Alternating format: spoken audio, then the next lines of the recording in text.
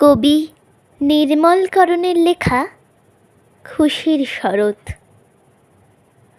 আকাশটাকে যেই ধুয়েছে বৃষ্টি মেঘ, অমনি সে তো পড়ল ময়ূরকণ্ঠী সাজ। কাঁকন নদীতে খেলছে ঢেউ শান্ত বেগ, খুশির শরৎ ডাক দিয়েছে থাক না কাজ। সেই খুশিতে দুলছে দেখো কাশের বন, জ্যোৎস্না জাগেই দেখবে বলি শিউলি ভোর। স্বপ্নে সুধা শিউলি কুড়োয় সারাক্ষণ, কদিন বাদেই পুজোর ছুটি খুশির ঘোর।